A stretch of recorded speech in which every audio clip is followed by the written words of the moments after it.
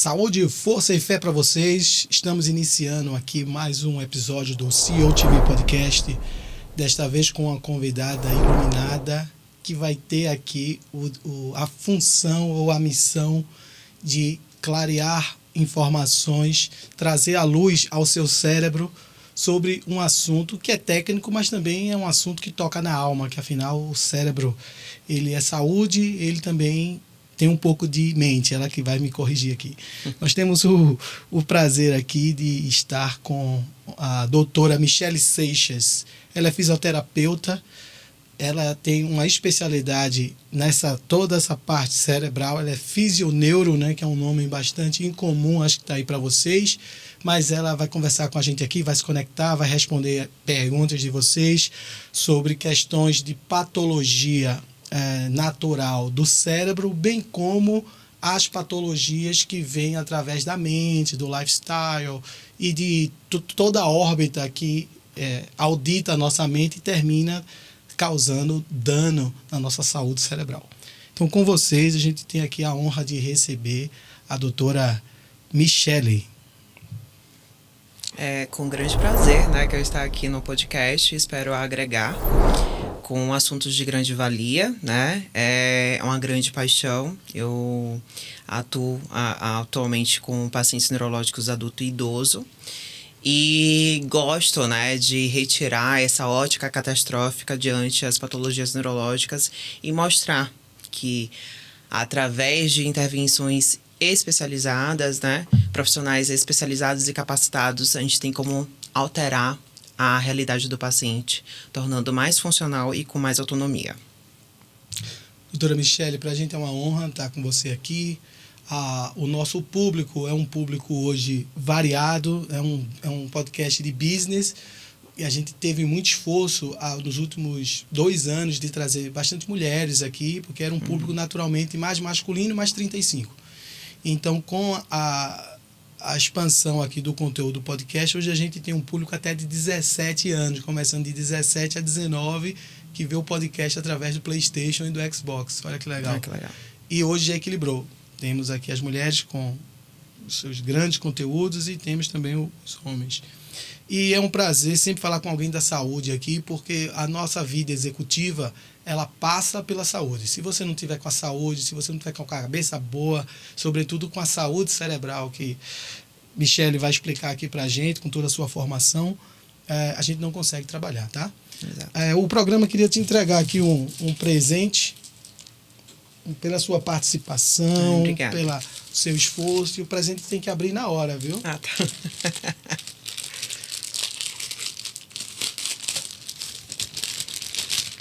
Presente especial aí para você, de um autor que me apetece muito. Napoleão Hill. Também eu adoro Napoleão Hill. Muito obrigada. Já vai estar na minha lista de leitura. Ok. É um livro extremamente agregador, realmente. Nós vamos, pessoal, aí, a gente teve um pequeno atraso aí na live, por umas questões aqui técnicas, e quem estava aí esperando desde 15 horas, a gente pede desculpa aí para vocês, mas que vocês aproveitem. Algumas pessoas aqui já mandaram até mensagens aqui, a gente vai ler as perguntas que porventura vocês possam fazer para a doutora Michele. Façam perguntas para ela, perguntem, que realmente é uma oportunidade incrível para vocês terem uma profissional do gabarito de Michele aqui, e vai tirar dúvidas, vai ter um papo leve aqui com a gente aqui. Para a gente quebrar o gelo, fazer o break the ice, eu peço a permissão de Michele, eu gosto de fazer uma oração aqui para ler um salmo, ler algo espiritual para abençoar a nossa conversa aqui, tá? E eu vou ler o Salmo 1 para você, para que Deus lhe abençoe no Salmo 1, tá? Bem-aventurado aquela que não anda segundo o conselho dos ímpios, não se detém no caminho dos pecadores e nem se assenta na roda dos escarnecedores, porque antes o seu prazer está na lei do Senhor, e na sua lei medita dia e noite, porque ela, Michele, será como uma árvore plantada junto a correntes de água, a qual dá o seu fruto apenas na estação apropriada, e suas folhas nunca vão cair, porque tudo quanto Michele fizer prosperará. Isso é uma palavra de Deus para você, está no Salmo 1. Se a humanidade fizesse metade desse salmo, já não ia andar com quem não presta, ia saber Exatamente. o momento certo de esperar as coisas acontecer na vida e saber que tudo quanto você vai fazer, se seguir esse caminho, vai prosperar. É o Salmo 1. Muita gente não conhece que esse é o Salmo 1, é um salmo que tem... É o grande poder da seletividade. Exatamente. Né? Esse salmo, você falou algo que ninguém nunca falou aqui. Esse salmo tem o poder... Vou falar isso em todo podcast agora. Esse salmo tem o poder da seletividade. Se você, Jesus não falou, com quem andas, que direi quem tu és. Esse salmo já diz isso. Eu acredito piamente na questão de a gente arcar com nossos atos e ações, né? E também arcar com as consequências dos seus atos e ações. Então... você foi extremamente assertiva nessa questão, porque eu sou extremamente seletiva em tudo, na questão de assuntos, pessoas, ambientes, né? E a gente é reflexo das nossas escolhas. Sim. E isso respinga em todos os âmbitos da nossa vida. Sem dúvida. Pessoal, para quebrar o gelo, fazer o break the ice aqui com a doutora Michele, eu vou pedir para ela... Tá vendo essa pilha de cartas que tem aí na sua frente? Você escolhe um aí meio do meio, como você quiser, se você é jogadora de baralho ou não. Já vou ver se você joga pôquer. Você pega aí 2 cartinhas aí, que são cartas da alma, para você fazer pergunta para você mesmo. E eu vou pegar uma carta aqui, que é uma carta de business. Faz perguntas de business. Isso. Duas. Isso. Eu vou ler aqui essa primeira pergunta, que é uma pergunta aqui de business, e você responde dentro do contexto do teu business, dentro do teu empreendimento, tá? Quais as dificuldades e as oportunidades do mercado em que você está inserida? Não considero dificuldade, mas ainda me gera muita inquietação, né? E eu discuto muito isso. É a questão de subestimar muito a capacidade do paciente neurológico, né? Eu não subestimo. A minha ótica é totalmente diferente nessa questão de intervenção. Então, eu não subestimo o paciente, eu não rotulo o paciente por diagnóstico e muito menos por faixa etária. Então, eu acho que ainda é muito deficitário nessa questão de o profissional vê o paciente além da patologia, né? Como eu sempre falo, eu posso atender 10 pacientes com Parkinson em um dia e cada paciente vai se manifestar de uma forma diferente. Claro que tem os sinais e sintomas característicos da patologia, né? Mas tem outros aspectos que impactam diretamente nisso. Então, eu não subestimo a capacidade do paciente e eu acho que isso ainda é muito deficitário, né? E o que me gera ainda muita inquietação e sempre estou em reunião com toda a equipe discutindo isso. Por quê? Os meus pacientes superam prognósticado e geralmente vêm, poxa, doutora, eu pensava que não existia mais a possibilidade de melhora e estou vendo que realmente existe a possibilidade de melhora, né? Por quê? Tá sendo encaminhado para profissionais que subestimam a capacidade do paciente, não esgota o máximo do paciente, né? E eu não. Enquanto houver a possibilidade de melhora, eu estarei lá esgotando, né, em prol de novos equilibrios cerebrais e tornar o paciente mais funcional e com autonomia. Maravilha. Agora você vai fazer uma pergunta espelho da sua alma e vai ler para você mesmo. Você vai ler para o público. Isso. Agora olha para essa câmera aqui, você tá olhando como se fosse para um espelho e o pessoal vai te conhecendo melhor. Tá. Quando foi a última vez que você olhou nos olhos da pessoa que você mais ama e disse eu te amo? A última vez? Semana passada, eu falei pra minha mãe. Agora, próxima. O que você gostaria de conquistar, mas vê como impossível? Aí já não vejo como impossível. Eu sou uma pessoa totalmente destemida, né? Então, eu acho que tem obstáculos que podem acontecer, mas eu posso ultrapassar os obstáculos. Como eu sempre falo, todo mundo tem as adversidades, né? E é saber lidar com essas adversidades e ressignificar isso. Inclusive, eu trago isso para minha prática clínica diante dos pacientes neurológicos. Então, para mim, o céu é o limite. Então, se eu quiser algo, né, eu vou lutar até alcançar. Então, não vejo como algo negativo, porque isso aí já é um feedback negativo e eu não trago isso para minha realidade, não. Doutora Michele, se você puder dar um briefing, um overview aí do seu currículo, né, para quem está nos escutando, falar um pouco da tua formação, das tuas especialidades e deixar os seus contatos logo aqui no começo do vídeo para as pessoas que vão assistir possam acessar você, possam consultar você. Tá. Sou graduada em fisioterapia, pós-graduada em neurofuncional, né?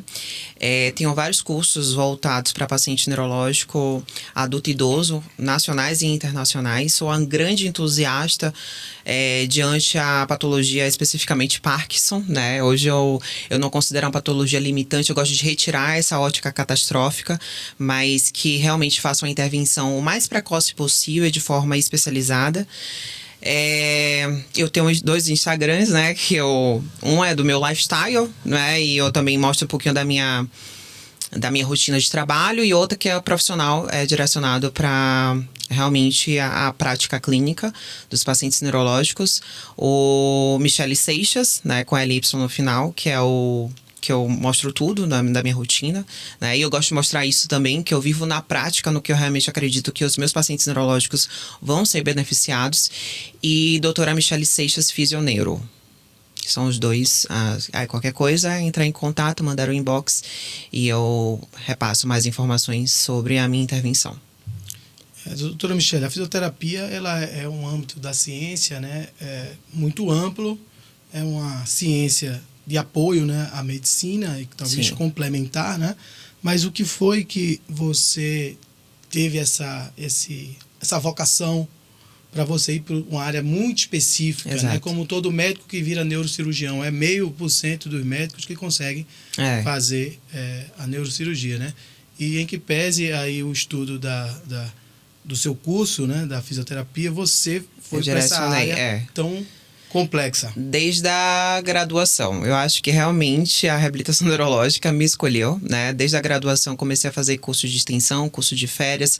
Atendia pacientes de poder aquisitivo baixo, né? E aí foi uma paixão, né?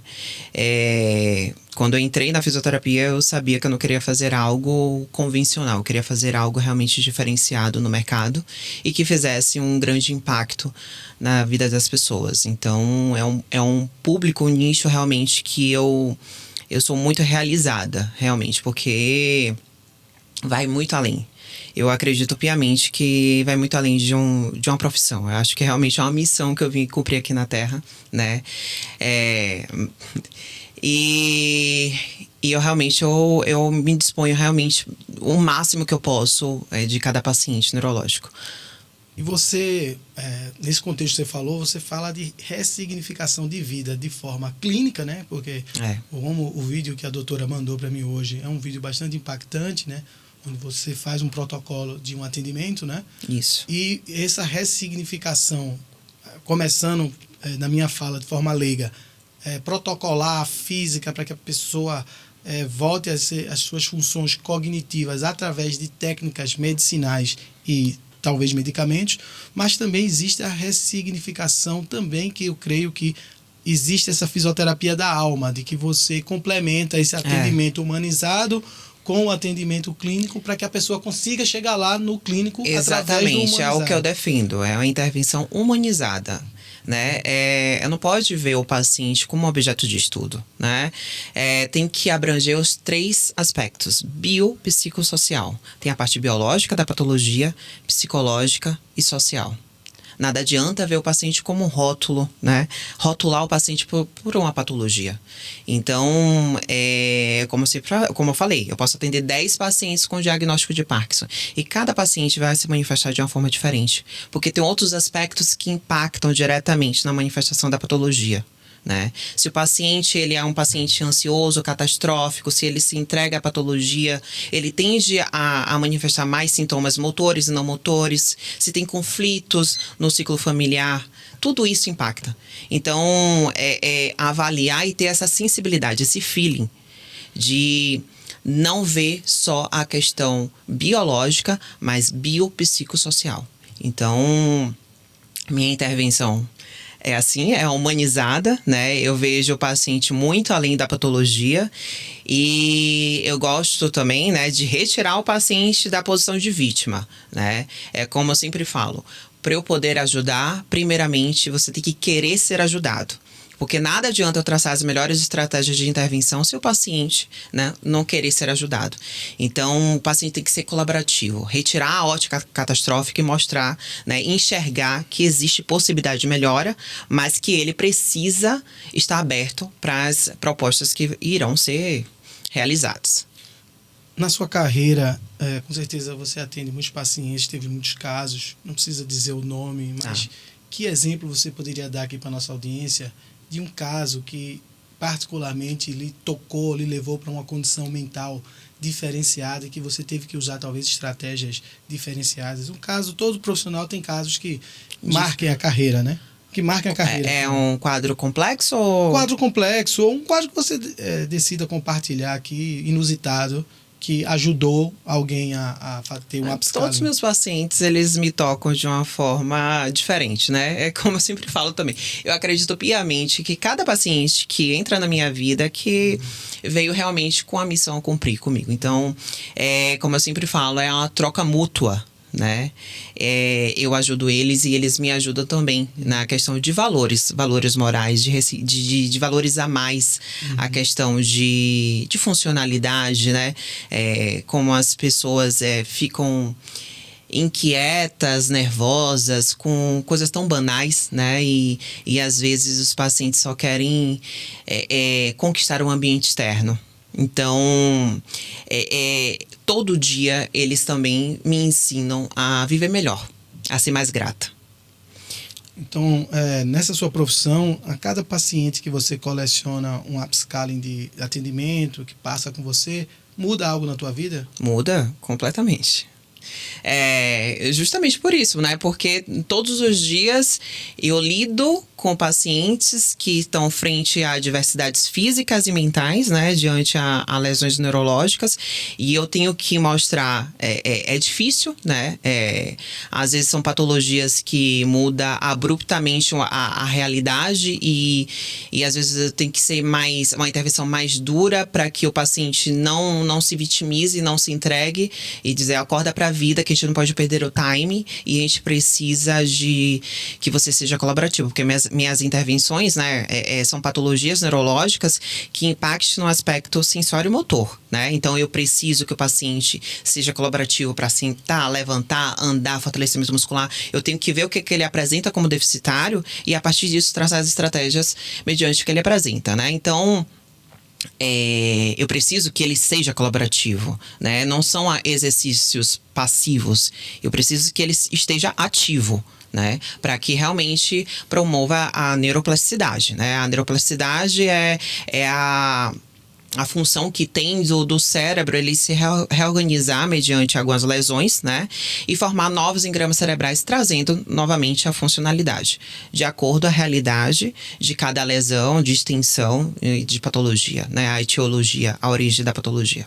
Essa palavra, pessoal, vocês estão em casa aí, neuroplasticidade, é uma palavra que pra gente, que é leigo, é totalmente jovem, né? Uma palavra jovem pra gente, que a gente não escuta isso, mas ela pode traduzir aí. Então, para quem não é da área de saúde, vamos se eu me entendi a sua fala, a neuroplasticidade seria a capacidade de regeneração natural do cérebro? Isso, vai se reorganizando mais através de estímulos. Ah, sim. Então, se você puder aprofundar mais o que seria a neuroplasticidade. E por isso a importância também de um fisioterapeuta especializado, justamente porque um estímulo inadequado você enfatiza mais ainda o padrão patológico do paciente. Então, precisa realmente de estímulos adequados diante do que o paciente apresenta como deficitário. Por exemplo, um paciente com Parkinson, né? Ele geralmente apresenta sintomas, uma bradicinesia, ou a lentidão de movimento, rigidez, né? Um déficit de equilíbrio estático, dinâmico, alteração de marcha, né? Então, precisa avaliar ele, o que está provocando isso? O que está provocando o déficit de equilíbrio? É rigidez, é fraqueza muscular de musculaturas axiais, né? E o que hoje é comprovado cientificamente para pacientes neurológicos, que são fatores modificáveis da patologia, são atividades de média a alta intensidade, né? E atingindo a frequência cardíaca de 60% a 80% de batimentos cardíacos máximos. Então, a gente precisa exigir realmente do paciente, né? Para alterar a frequência cardíaca e respiratória. Então, as estratégias devem ser especializadas, né? Mas diante uma anamnese criteriosa, individualizada, né? Como eu sempre falo, atendo 10 pacientes com Parkinson e cada paciente vai apresentar de uma forma diferente. Você acredita que o nosso cérebro ele pode sofrer uma reprogramação? A neuroplasticidade, né? A neuroplasticidade. Inclusive, a neuroplasticidade pode ser também estimulada com novas habilidades, né? Leitura, novas línguas, isso tudo vai estimulando e fazendo brotamentos, né? E formando novos engramas cerebrais. É como assim, o nosso cérebro, vamos supor que eu atue com 5% do meu cérebro. Eu tenho uma capacidade cerebral de 100. Isso, exato. Eu tenho 95, tô falando como leigo, tá? Uhum. 95 adormecido. Exato. Aí, por exemplo, se eu não falo inglês, se eu não falo espanhol, eu aprendo inglês e espanhol. É como se eu estivesse expandindo. Isso, exatamente. Agora não, você 7%. Exato. Você tá recrutando mais áreas cerebrais. Você tá fazendo novos brotamentos, mais sinapses, mais neurogênese, mais neurônios. Isso é o quê? Você tá impactando a melhora da atividade cerebral. Mas tá rejuvenescendo ou não? Porque o neurônio ele não cria, né? Ele só morre, neurônio. Ou ele... Tem neurogênese. Tem neurogênese? Tem. Coisa interessante. Então, quer dizer que aprender uma nova habilidade. Vamos supor, eu nunca toquei saxofone. Começo a estudar saxofone. Isso pode ter neurogênese. Isso. Criar novos neurônios. Exato. E recrutar mais áreas cerebrais. Mais brotamentos. Então, a gente pode dar esse ouro aí para nossa audiência, que se porventura você começar a aprender, mesmo sendo já uma pessoa que acha que já está fora da idade. Uma exatamente. Nova atividade, praticar um exercício que você nunca fez, ou estudar um idioma, ou fazer aprender um instrumento musical, principalmente que mexe muito com o corpo e a mente, você pode ter o nascedouro de Exato, é o que eu estimulo, né? A minha ótica é essa. Ser humano não tem rótulo de validade, então, e diagnóstico não é destino de ninguém. Então, não tem essa questão de idade. Eu sempre vou realmente estimular o paciente a sair da zona de conforto, tanto no aspecto motor quanto cognitivo. E uma coisa que me ocorre é a questão de doenças psicossomáticas, que começam com a emoção, com uma desgraça que acontece na vida da pessoa.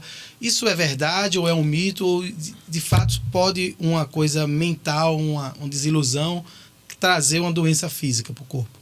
Tem patologias que é considerado funcional, né, que a gente fala.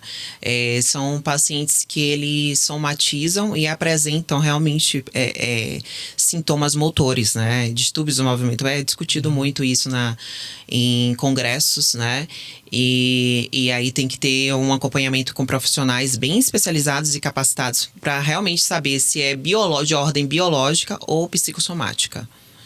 Porque não tem nenhuma, quando vai fazer a anamnese, né? Não tem nenhuma alteração estrutural ou metabólica. É realmente psicossomática e começa a apresentar sintomas motores. Você acredita que o nosso corpo, ele executa aquilo que o nosso cérebro acredita? Por exemplo, você vê esses treinamentos aí de coaching, vários...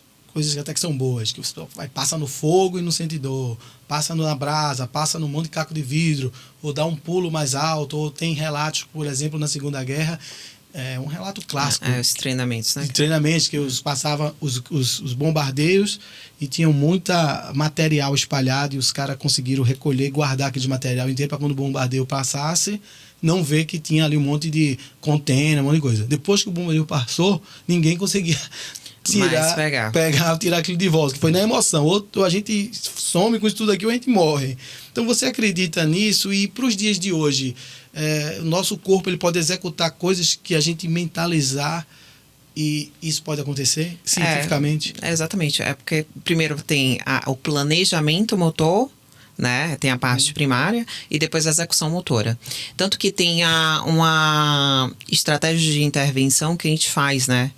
É a hemagética. A gente, geralmente, pacientes que ele tem um um hemicorpo comprometido, então ele começa a enxergar o membro que não está comprometido, né? Visualiza muito o movimento do membro que não está comprometido, coloca uma barreira e depois solicita ao membro que foi comprometido.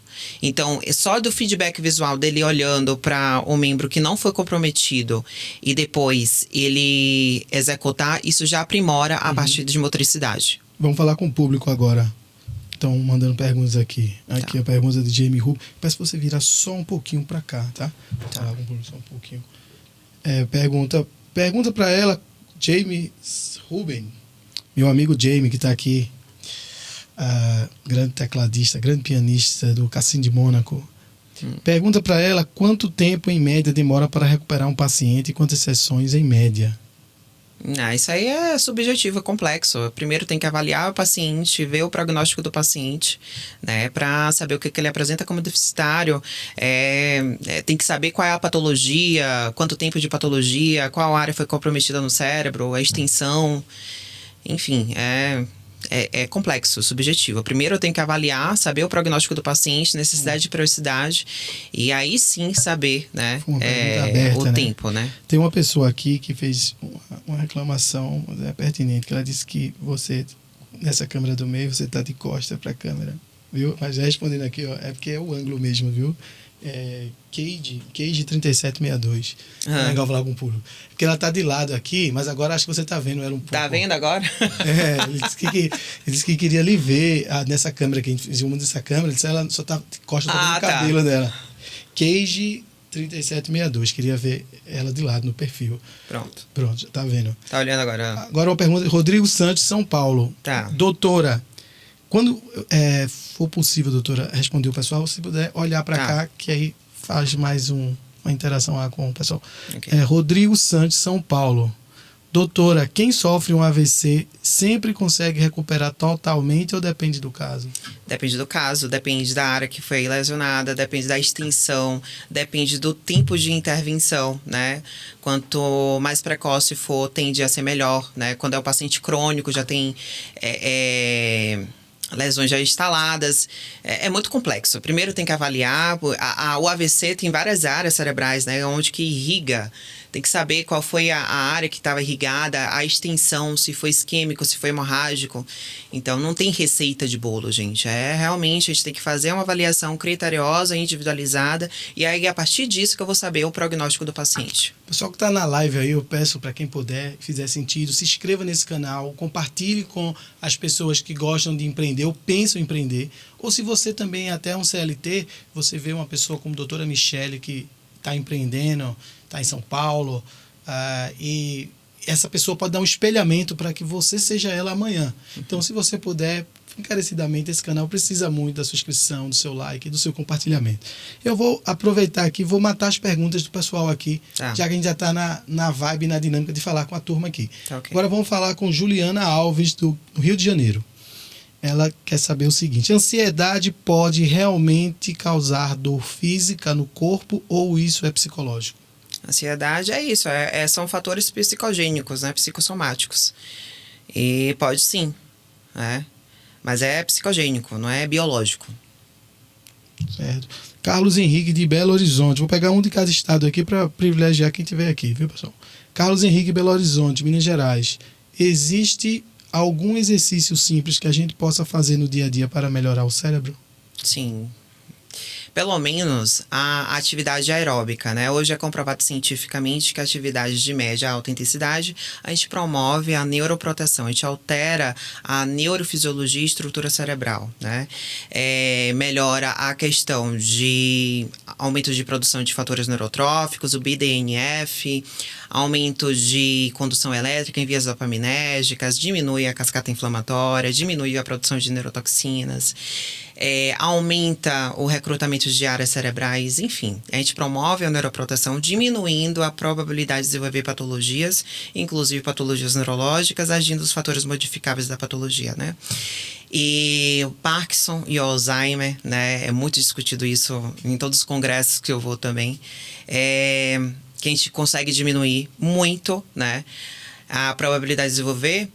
Através dos hábitos saudáveis e atividades de média e alta intensidade. Então, eu defendo muito isso, né? E eu vivo na prática, né? Eu tenho esse health lifestyle, né? E falo justamente que vai muito além do aspecto estético, né? O aspecto estético é consequência diante de tantos outros benefícios que a constância de hábitos saudáveis promovem, né? Então, se as pessoas soubessem, né, todos os dias praticariam os hábitos, porque é cada dia a gente depositando uma moeda na poupança da longevidade, né? Tendo funcionalidade e autonomia. Quando você fala atividade médio, impacto e alto, é o quê? Corrida, natação, o que seria? A atividade é isso, que altere a frequência cardíaca e respiratória. De 60% a 80% de batimentos cardíacos máximos. Então, uma corrida, Pode ser uma natação, corrida, bicicleta ergométrica, escada, natação, que possa acelerar mesmo. Maravilha. Não a atividade de baixa intensidade que você fica no basal. Isso aí Como não, é não. musculação? É baixa intensidade, Não, musculação pode também. A musculação de alta performance se altera, a frequência cardíaca e respiratória. Fernanda Souza, Porto Alegre. Vamos lá. Quem nunca teve problema neurológico também deveria procurar esse tipo de tratamento? Só se tivesse um histórico... Inclusive, eu tô querendo montar esse projeto. Se tivesse um histórico familiar, né? No caso, pacientes que têm patologias com histórico familiar, um Parkinson, Alzheimer, já tem uma probabilidade de desenvolver a patologia, seria de grande valia a gente fazer uma intervenção de forma primária, né? E a gente agindo realmente nos fatores modificáveis da doença. E isso eu tô discutindo muito com a equipe médica, justamente porque eu acho isso muito deficitário ainda. Geralmente, os pacientes já procuram quando a patologia está instalada ou os sintomas já estão bem expressivos. E se realmente a gente conseguisse realizar a intervenção o mais precoce possível, tende a ter a melhor prognóstico, né, desse paciente e do familiar também. Meu amigo aqui, pianista do Cassino de Mônaco, fez outra pergunta aqui, dizendo assim, por que hoje em dia tantas pessoas não conseguem armazenar as informações recentes? É sempre, vê um filme e esquece. É comum, eu vejo cada vez mais frequente, as pessoas estão tendo um lapso de memória. E tudo agora é TDAH, né? Mas eu acho que eu não posso falar, não é muito da minha alçada, né? Mas eu acho que é realmente sugestivo justamente porque a rotina tá tão acelerada, tantas demandas, né? Que a gente quer abraçar o mundo e a gente não consegue realmente absorver as informações. E aí tem esse déficit de memória, né? Déficit de memória e atenção. A turma da internet tá calorosa em cima de você. Mas tá bom que fica prático, né? Tá prático de ir respondendo, né, pessoal? Mas o pessoal tá encantado aqui, ó. Lucas Martins, de Goiás. Dormir mal afeta tanto assim o cérebro ou você exagera? Afeta.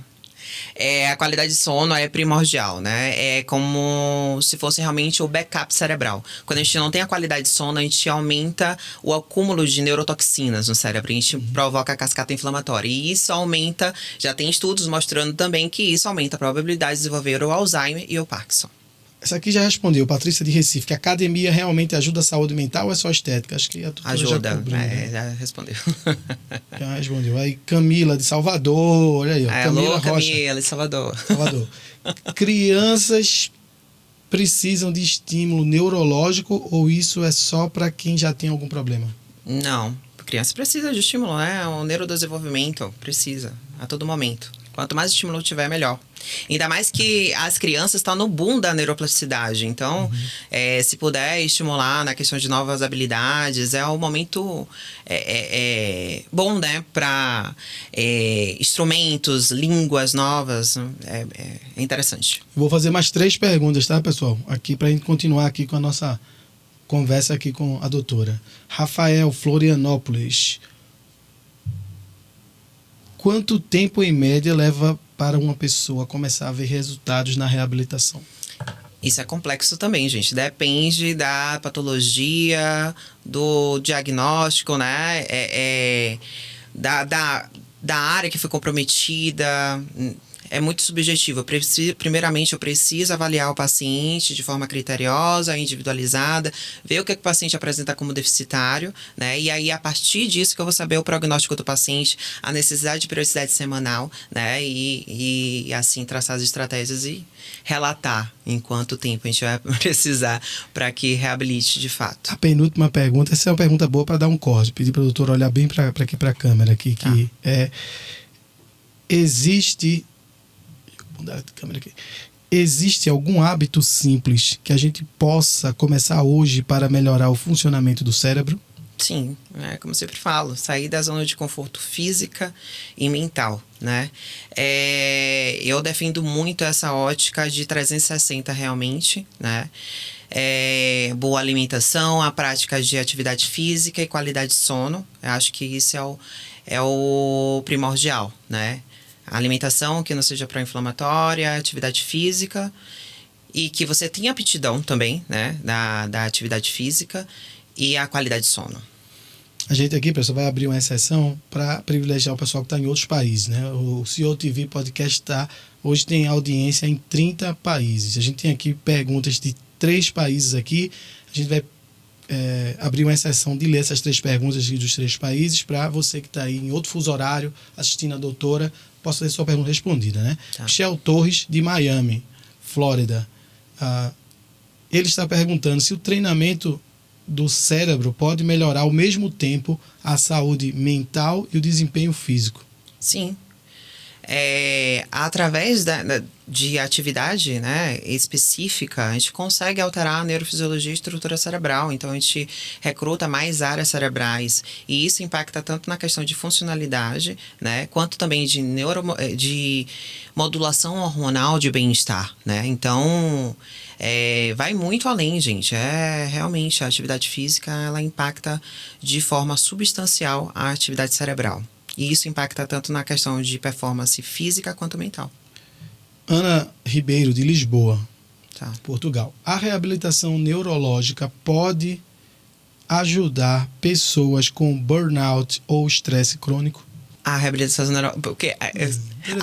neurológica, eu atuo em patologias neurológicas, né, que impacte no aspecto sensório-motor. Aí são patologias psicogênicas.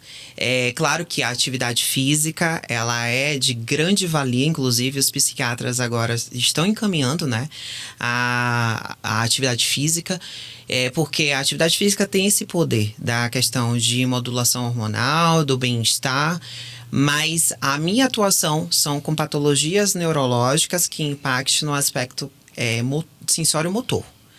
Parkinson, AVC, demências em si, né? Alzheimer, demência vascular, ataxia cerebelar, enfim, todas as patologias neurológicas que impactam no aspecto sensório-motor. Por fim aqui, pessoal, as perguntas, depois se der tempo a gente lê mais, mas aqui, Sofia Andrade está na Austrália, ela está com o horário virado.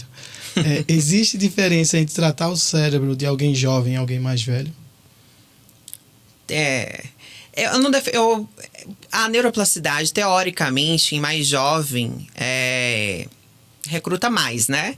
Mas eu tenho pacientes que superam prognosticado, né? Eu tenho pacientes com 85 anos, que eu coloco para saltar, que faz evocação tardia de 60 palavras. Eu tive uma paciente também com diagnóstico de Alzheimer, que subestimavam a capacidade dela tanto de motricidade quanto de cognição, achavam que ela não tinha mais potencial de melhora.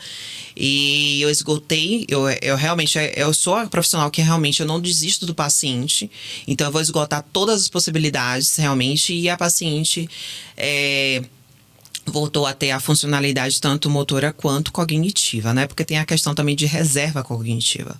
Então, teoricamente, o mais jovem, a gente tem um recrutamento melhor. Mas todos têm a possibilidade de ter um recrutamento e uma neuroplasticidade, né, efetiva. Treinar o corpo e não treinar o cérebro é um erro? Quando você treina o corpo, você está treinando o cérebro. Você está treinando o cérebro. Porque impacta diretamente, né? Impacta diretamente, você altera a questão de neurofisiologia e estrutura cerebral. Então, quando você está fazendo uma atividade física, você está alterando. Já está alterando. Está alterando. você está fazendo vários inputs, né? Inputs sensoriais, enfim. Inclusive, minha intervenção é baseado nisso, né? A minha intervenção é baseada na neuroplasticidade e na atividade física, né? Só que a atividade física direcionada e com a ótica, justamente porque eu estudei a questão de estrutura cerebral e de neurofisiologia, eu sei que teoricamente o paciente vai apresentar o que eu posso estimular para recrutar outras áreas cerebrais e tornar o paciente funcional. Uma coisa que me ocorre é possível uma pessoa ter um corpo perfeito, um corpo bonito, um corpo saudável e ter a mente doente. Isso é possível. Explica um pouquinho pra gente, que isso deve sair um pouco da área da sua área. Não é da minha alçada, mas é essa questão de distorção de imagem, né? Que você tá falando? Isso. Mas isso aí é psicológico, né? Aí tem que fazer uma intervenção com o psiquiatra e com o psicólogo. E geralmente quando tem essa questão, pacientes, né? Na minha realidade, pacientes neurológicos, que aí tem muito na questão de ótica catastrófica, né? E se entrega a doença e às vezes somatizam até sintomas que não está apresentando. Eu tive uma paciente mesmo que ela tinha acabado de fechar o diagnóstico de Parkinson, né? E ela começou a somatizar. Nossa, doutora, eu tô andando muito lento. Eu disse, meu Deus, não tá nem apresentando ainda sintomas motores tão expressivos, né? Mas ela somatizava tanto, eu achava tanto aquela ótica catastrófica que ela começou a apresentar uma realidade que não existia, né? E aí eu discuti com o neurologista e falei, olha, para eu fazer a minha intervenção de forma efetiva, eu preciso de um psicólogo do lado, porque ela tem que retirar essa ótica catastrófica, porque ela está enxergando uma realidade que não existe, né? Então, como eu sempre falo também, meus pacientes são minhas vitrines, então eu trabalho para ver resultados. Então eu não vou deixar o paciente na zona de conforto e não vou deixar o paciente na posição de vítima. Então o paciente que está na posição de vítima, eu preciso realmente de um profissional, de um psicólogo, de um psiquiatra, para a gente conseguir entrar em sinergia e fazer acontecer na intervenção e fluir. Eu sou um entusiasta de estudar saúde, sobretudo alimentação, viu? Mas eu quero saber de você uma pergunta de leigo aqui. Existe algum estudo, algum viés científico que ansiedade e depressão possa vir de base neurológica ou vem de base de intestino? Ansiedade? Ansiedade e depressão. Ansiedade e depressão tem gente que acha que tem alteração na questão da flora intestinal, né? E a ansiedade e depressão tem já estudos mostrando também que tem de ordem biológica. Biológica? Como assim? Biológica Hereditária? de alteração realmente estrutural cerebral. Mas isso seria hereditário ou adquirido? Depende do transtorno psiquiátrico. A depressão num nível médio, assim? Existem várias etiologias da depressão, né? Tanto no aspecto externo, quanto uma predisposição de histórico familiar. Isso eu estou falando de forma do que eu estudo. Isso aí não é minha prática clínica. Claro. Minha prática clínica é de reabilitação neurológica, diante dos pacientes neurológicos. Falando aqui no popular, no jargão, digamos, mais simples das pessoas que podem estar nos escutando. Pensamento negativo, pensar mal, isso afeta o cérebro. Feedback negativo. Pessoa que fica sempre rancorosa com a vida, inventando, por exemplo, problema, vê problema onde não tem. Sim. E isso pode causar algum tipo de doença cerebral? Tem estudos já publicados mostrando que pessoas, né, que somatizam muito esses sentimentos negativos, eles tendem a realmente somatizar e manifestar a patologia. Inclusive eu li. Geralmente tem muitos estudos publicados em pacientes oncológicos, né? Câncer de mama, enfim. Estão vindo muito nessa questão de ótica realmente 360, né? Tem vezes que a patologia ela é manifestada primeiramente de forma psicossomática e depois de ordem biológica. Mas, como eu te falei, isso são os artigos que eu leio, mas isso não é na minha prática clínica. Minha prática clínica é reabilitação neurológica com pacientes neurológicos, patologias que afetem o aspecto sensório-motor.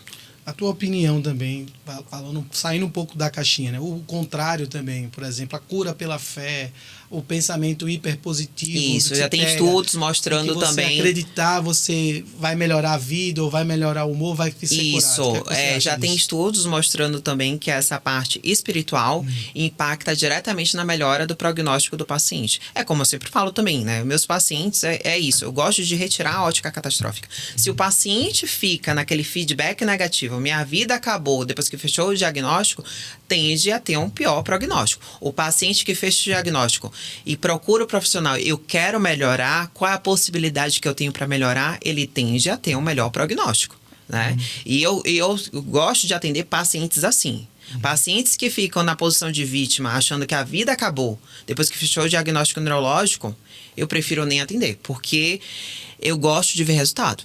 Então, eu dou um time, claro que tem um time de aceitação do diagnóstico, do luto do diagnóstico, mas a gente também tem que, né, dizer, acorda para a vida, a gente não pode perder o time e eu preciso traçar estratégias mediante o que você apresenta como deficitário.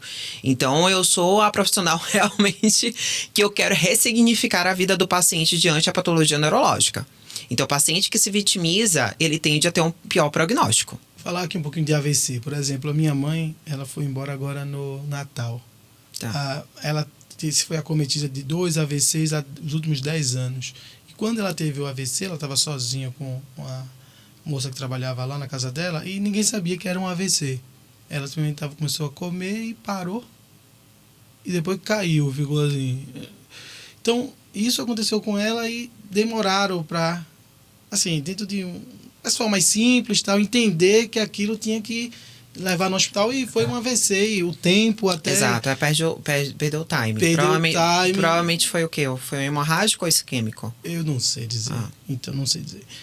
Mas queria para você, que você explicasse aqui para nossa audiência, a questão do AVC. Como diagnosticar, sobretudo em idoso, assim, que a pessoa está tendo ou pode estar tendo um AVC, porque parece que o time, como você falou, de levar para o hospital ou sofrer um primeiro atendimento, faz toda a diferença dali para frente. Exatamente, né? Faz toda a diferença mesmo. Geralmente, formigamento nas mãos, uma alteração, né, da hemiface, queda de língua. Esses são alguns achados que pode ser sugestivo de um AVC. Queda de língua, você falou? Sim, porque tem uma alteração, né? Sim. Alteração sensorial. Uma alteração sensorial. A língua da hemiface. Sair da boca. Formigamento nas mãos, fraqueza abrupta. A fraqueza abrupta de membro superior ou inferior. E alteração de equilíbrio. O que você recomendaria, por exemplo, uma pessoa como eu, que moro sozinha aqui em São Paulo? Que protocolo a gente deve ter se tiver um... É recorrer logo de imediato para emergência. Não tem um protocolo domiciliar. É recorrer logo de imediato. Não pode perder time. Se sentiu alguma coisa dessa, já ir direto para emergência. Direto, né? Pegar um táxi, por exemplo. Isso é uma realidade aqui em São Paulo. Muita gente como eu, viu? Mora sozinho. Se tiver uma situação dessa de ficar não pode ficar esperando tanto. Vai tomar água não. Pega um táxi abrir janela. Você tá abrindo janela aí de mais encharcamento do cérebro, não. Né? Não. Tem que ser mais rápido possível. Vai direto pro hospital, né? Certo.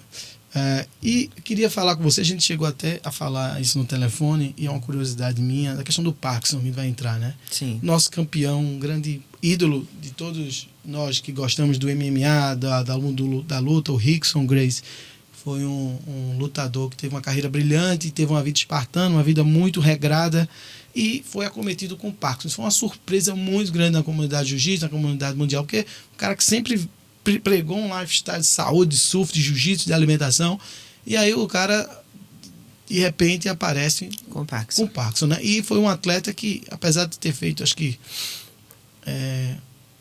3 mais 3, uns 12 ou 11 MMA, na época vale tudo, mas nunca tomou um soco na cabeça. Quer dizer, o Parkinson vem muito do boxe, né? Mas não necessariamente. Explica um pouquinho pra gente aí como isso pode acontecer. A origem do Parkinson tanto tem um aspecto genético do histórico familiar, como também já tem estudos mostrando dos fatores externos, né? Hoje já está sendo sugestivo na questão de exposição à poluição, exposição a produtos químicos, né? A zona rural também com agrotóxicos. pode ser que aumente a probabilidade de desenvolver o Parkinson. Além também do histórico familiar, né? Não estudei a fundo o histórico dele, né, para saber o que desenvolveu o Parkinson. Mas claro que uma pessoa que pratica atividade física, que tem um health lifestyle, diminui a probabilidade de desenvolver a patologia, mas não necessariamente vai afirmar que não vai desenvolver a patologia, né? Tem os fatores modificáveis da patologia. A gente for falar aqui, pessoal, um pouquinho de autoestima. Autoestima, você deu já um briefing, já deu várias pinceladas da questão espiritual, da questão da própria autoestima, como o contrário da autoestima, da pessoa se sabotar. Em que você, em aspectos gerais aqui, a autoestima, ou estimular a autoestima, ela dá um improvement, ele dá um upscaling na atividade cerebral. E eu sempre enfatizo isso com meus pacientes, né? A questão de autoestima, porque isso aí altera completamente a autoestima do paciente neurológico depois que fecha o diagnóstico, né? Altera completamente a realidade. Então, tanto que minha intervenção, ontem mesmo eu avaliei um paciente, ele falou, nossa, doutora, você é a doutora mais louca que eu já avaliei, que eu já fui atendido, porque a maioria dos profissionais nem olham pro meu rosto, né? Para saber o que, não me ouvem, né? Então, eu tento ser o mais descolada possível, né? Para que realmente a gente não crie barreiras e possa fluir da melhor forma possível. Então, eu também priorizo muito nessa questão de trazer funcionalidade, mas que traga sentido para a realidade do paciente. Então, geralmente eu faço avaliação, pergunto o que ele gosta, qual o ambiente que gosta de conquistar, né? Quando são mulheres, vamos marcar um dia para fazer uma intervenção em ambiente externo, vamos no salão, quero que você tenha um dia de princesa, né? Qual foi a última vez que você foi lá para pintar as unhas, para pintar o cabelo? Vamos marcar uma maquiadora. Então, sempre eu estou em reunião com os familiares, né, para promover algo diferenciado para o paciente. Então, minha intervenção vai muito além. Então, eu vejo o paciente realmente muito além da patologia, do aspecto biológico, mas eu quero que realmente reintegre o paciente, traga a funcionalidade, mas que faça sentido para o paciente. Você chama isso de quê? Poderia chamar isso de um protocolo?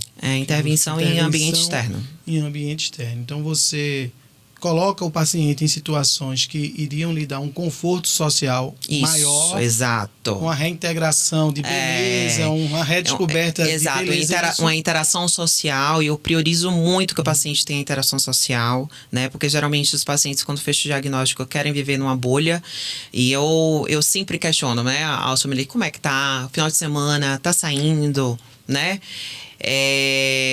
Vamos ver se a gente cria uma estratégia. Então, às vezes, eu ia de surpresa. Eu ligava para a filha do paciente e falava, vamos na praia semana que vem. Por quê? Porque se eu falasse, semana que vem vou para a praia para o paciente, eu já criava vários pretextos para não poder ir para a praia, né? Porque eu não queria se expor em ambiente externo. Então, eu chegava lá de surpresa, vamos hoje para a praia. E aí ia. Depois, quando ia para lá, achava uma maravilha, né? Mas é isso, tirar barreiras. E além disso, nesse aspecto, tanto no aspecto de interação social, eu preciso também ver como é que o paciente ele se comporta em ambiente externo, né? Como eu sempre falo, o consultório e o ambiente domiciliar é o ambiente ideal, né? Você já está adaptado naquilo ali, mas eu preciso ver como é que o paciente se comporta em ambiente real, porque o ambiente real tem barreiras físicas e mentais, né? Tem pessoas para se esbarrar, tem buracos, né? Então eu preciso ver isso aí, porque isso faz com que também altere os comportamentos, né, dos sintomas motores e não motores desses pacientes. Então eu preciso de sensibilizar esses pacientes. Então eu gosto de levar para rua, gosto de levar para shopping. Além da questão de interação social, eu quero ver como é que o paciente se comporta em ambiente externo. Na questão do lifestyle, você tem um lifestyle, pelo que eu pesquisei, observei, a gente conversou, muito saudável, né? Você faz várias atividades. Se você puder compartilhar aí o macro desse teu estilo de vida, que combina muito com o eu sou seu profissional, né? Porque faz sentido isso que você está falando, é uma coisa também que você vive no seu dia a dia. Eu vivo isso na prática. Reverbera. Eu vivo na prática e eu por isso que eu acho que eu atuo com muita fluidez, né? Que eu vivo na prática no que eu realmente acredito. E acho que isso transmite também muita credibilidade para os meus pacientes. O que você gosta de fazer de lifestyle? Fala, pessoal, o que você gosta de fazer? Eu pratico musculação há 22 anos, né? Faço Hyrox, agora eu me mudei para aqui para São Paulo, também faço Hyrox, mas minha grande paixão é a musculação, então eu faço uma periodicidade pelo menos de 5 vezes por semana, a musculação e 2 day off com cardio, né? Mantenho uma alimentação saudável, hoje em dia eu evito glúten, lactose e açúcar refinado. É basicamente isso, né? Como eu sempre falo, eu tenho vida de atleta sem ser atleta. Você tem uma vida de atleta, né? Se você... eu sou bem regrada nos meus atos. Você faz 5 vezes na semana atividade física? Eu não me vejo sem fazer atividade física, gente. Isso aí não é sacrifício para mim. A minha válvula de escape é um momento que eu tenho para me desligar do mundo, né? E como eu falei, já mencionei aí a questão dos benefícios que tem a constância dos hábitos saudáveis. Então, eu trago isso e reverbero isso também na questão da minha prática clínica. Ok. Se você pudesse dar uma dica de saúde aí pro pessoal, o que é que você diria aqui na reta final aqui do nosso podcast? Na questão da constância dos hábitos saudáveis, né? Certo. Que isso vai impactar diretamente na alteração da neurofisiologia e estrutura cerebral, diminuindo a probabilidade de desenvolver patologias, né? Inclusive patologias neurológicas, agindo nos fatores modificáveis da patologia, tais como Parkinson e Alzheimer, né? E que o aspecto estético vem como consequência. Claro que é muito bom a gente ter esse feedback positivo, a gente olhar no espelho e gostar do que tá vendo, né? Mas vai muito além, né? A gente tá realmente investindo na nossa longevidade, né? Ter funcionalidade e autonomia, independência funcional. Quem é que não quer ter, né? Então, isso é um investimento a longo prazo. A gente não vai poder fazer um investimento em curto prazo, é a longo prazo mesmo. Mas a questão do lifestyle, pessoal, você melhorar o seu corpo é algo que você não compra. Você não pode chegar na Shopee e comprar um corpo bonito. Eu vejo alguém... O seu shape diz muito sobre você. Eu vejo alguém com o corpo em forma, eu olho para aquela pessoa sempre com um aspecto de, no mínimo, um adjetivo, determinado, determinada. Porque você não compra isso. Isso é algo que você constrói dia a dia. E eu também, falando para vocês aqui, já fui acometido, de vez a outra sou acometido por questão de depressão, mas o que ajuda mais do que remédio, que eu não tomo remédio também, eu tenho um lifestyle bastante diferente e rigoroso, que eu não tomo nenhum tipo de remédio, eu sou adepto à cura através da alimentação e do exercício. Então, isso ajuda muito. À medida que você vai, pessoal, melhorando o seu corpo, você vai melhorando a sua forma física. Não é falando que você vai ficar mega shapeado, não, mas a atividade física que lhe dê conforto, que você gosta. Você vai chegar sempre no espelho, vai se achar mais bonito, vai se achar mais bonita. Você vai criando uma endorfina no seu corpo que é totalmente diferente. Você vai vendo a vida com mais cor. Sem isso, você vai vendo a vida mais cinza. E aí eu não tenho a autoridade competente que a doutora tem, mas eu creio, dentro das minhas crenças e valores, que essa questão de você não fazer atividade física e não ter uma alimentação, no mínimo, programada que eu digo não é que tem um nutricionista, não. Você saber o que você está comendo e o que aquilo vai ter consequência para o seu corpo. Sua vida vai ficando cinza, vai ficando opaca, como a minha já ficou, e você vai perdendo até aí talvez aí que comece as doenças do cérebro e tudo. A gente agir de forma primária, né? O health lifestyle impacta muito em diminuir probabilidades de patologias, né? Eu defendo muito isso, né? Tanto na questão da microbiota, como você falou, a gente diminuir a questão de cascata inflamatória, inclusive também é sugestivo isso, do Parkinson, surgir, né, através da microbiota, tem uma alteração da microbiota, inclusive grande parte dos pacientes tem constipação, né, e é recomendado a questão de uma alimentação muito mais direcionada para a gente melhorar essa questão tanto da absorção da medicação, quanto também em melhora também dos sintomas motores e não motores, né, mas por isso que eu também encaminho muito, tem que ser profissionais especializados e capacitados para traçar. Pacientes com Parkinson mesmo, o que os estudos comprovados que são de grande valia, é alimentação mediterrânea e cetogênica, né? Pacientes com esclerose múltipla também Se já você tem. puder falar para a audiência o que é uma alimentação mediterrânea e cetogênica, acho que pode ser que alguém não saiba.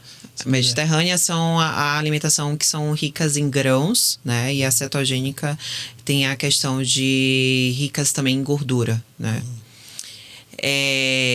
Pacientes também com esclerose múltipla, também já tem estudos mostrando gordura animal, né? Você fala, né? E oleaginosas também. Oleaginosa. A esclerose múltipla também, a questão também é bem-vindo. Já tem estudos mostrando a alimentação mediterrânea e cetogênica. Enfim, realmente tem que ser profissionais especializados e capacitados. Não é também qualquer nutricionista, né? Não é qualquer fisioterapeuta. Então, sempre procurem profissionais especializados para que realmente a gente consiga mudar a realidade, né? Traçar estratégias de intervenção assertivas diante do que o paciente apresenta como deficitário, porque a gente estuda realmente a parte neurológica do que realmente alterou no paciente. Falando de empreendedorismo, como foi a sua virada de chave? Virada de chave, a sua jornada, ou se você já foi CLT um dia, depois você virar empresária, como foi esse construto de você decidir ser empresária no Brasil, empregar pessoas, empreender, botar o seu nome em risco e ter uma atividade diferente para se eu sou uma pessoa muito, extremamente destemida e sei do meu potencial. Eu sei que eu faço diferencial no mercado. Então, eu me mudei de Salvador justamente por isso, porque como eu via que o meu ritmo já estava muito mais acelerado do que lá, então eu vim para São Paulo justamente para começar a iniciar a questão de pesquisas e traçar biomarcadores, né? E comprovar realmente do que eu realmente estou alterando na estrutura cerebral, na atividade elétrica cerebral diante das minhas intervenções. Então, eu via que eu estava muito restrita, né, nessa questão. Então, eu estudo muito e é como se eu já estivesse muito apertada naquela caixinha. Então, é isso. Eu acredito no meu potencial e sou totalmente destemida e meto as caras mesmo. Maravilha. Então, aqui, pessoal, na reta final do nosso podcast, a gente vai pedir para a doutora Michele falar com vocês aí que estão nos escutando ou está nos assistindo ou vai nos assistir no futuro, que está aí dentro desses 30 países que nós temos audiência. Vou passar aqui para ela, para que ela faça suas considerações finais, em que pese aqui esse momento e converse com você, e você também depois possa se conectar com ela via Instagram, pelas redes sociais, Instagram, e como, enfim, vocês podem continuar essa conversa com ela aí no consultório e marcar consulta e continuar esse papo aqui, essa conexão com a doutora. É isso, eu acho que eu vim com a missão realmente de retirar essa ótica catastrófica. O que me gera ainda muita inquietação é a questão dos profissionais de saúde subestimar a capacidade do paciente diante de diagnóstico e faixa etária, e eu não sou esse tipo de profissional, né? E eu vim aqui justamente para retirar essa ótica, né, e mostrar que existe vida além do diagnóstico e que através de intervenção especializada e capacitada a gente tem como ressignificar, alterar a realidade e tornar a pessoa que portadora de patologia neurológica seja mais funcional e com autonomia, né? Então, muito obrigado, doutora, pela sua presença aqui, por esse papo descontraído, em que pese também um papo técnico que você deu aqui.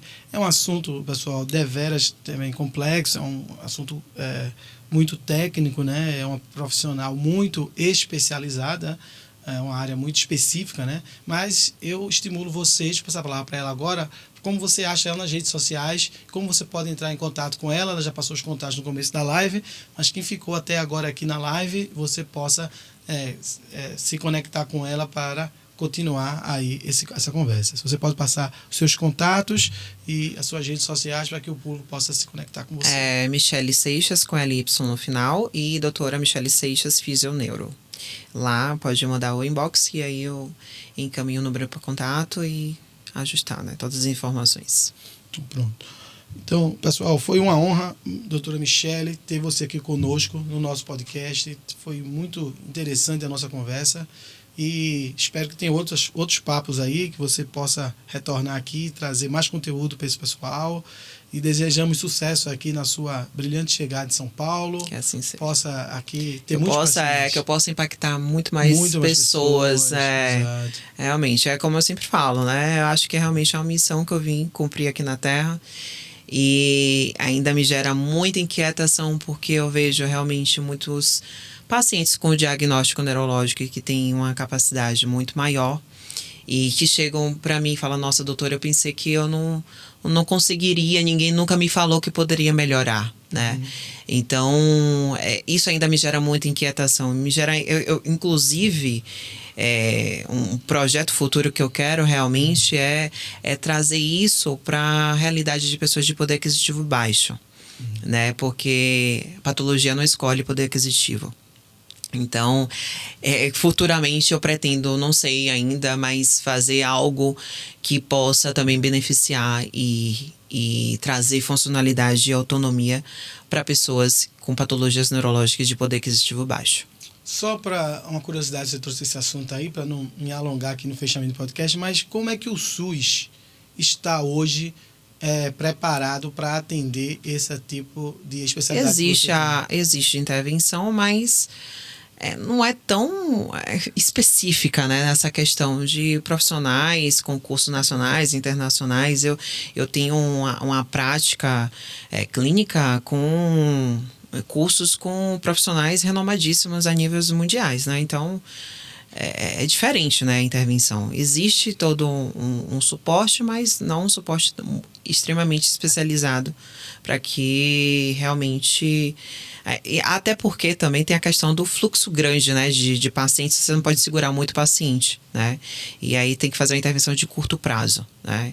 Então, você tem que adaptar a realidade daquele paciente, o que é que eu posso fazer naquele curto período, né? Porque já tem uma fila gigantesca de fluxo de paciente. Como o SARA mesmo, né? O SARA tem uma equipe muito boa, mas o fluxo de paciente muito grande, então tem que fazer uma intervenção de curto prazo, a depender do diagnóstico. Pessoal, então, quem quiser aí se mandar perguntas, a gente vai redireciona para a doutora Michele. E foi um prazer estar com vocês aqui nessa live, todo mundo que mandou perguntas, todo mundo que ficou até aqui na live, prestigiando. Eu quero desejar a vocês saúde, força e fé, que vocês cuidem da mente de vocês, cuidem da atividade física, como a doutora explicou aqui para a gente, que a atividade física ela melhora a atividade cerebral. Se você puder, dentro do que a gente aprendeu hoje aqui na live, crie novos neurônios. Ela explicou para a gente aqui, algo até que eu não sabia, que existe uma citogênese, não é isso? Esse termo foi citogênese? Neurogênese de neurônios quando você começa a fazer uma atividade diferente. Exato. Então procura fazer um esporte que você nunca fez, aprender um instrumento musical, eu acho que é de grande valia, porque mexe com o corpo físico, dedos e cabeça, e vai te levar a um novo patamar. Se você precisar de um tratamento especializado, tá aí os contatos da doutora, entre em contato com ela e ela vai poder ajudar muito na tua condição aí, ou te encaminhar para o profissional que for necessário, tá bom? Então eu queria agradecer a todos e mais uma vez desejar para vocês o mantra desse canal, que é saúde, força e fé para vocês. Nos vemos nos próximos episódios aqui do Senhor TV Podcast. Se você puder, assine esse canal, tá bom? Valeu, obrigado, um abraço, oi!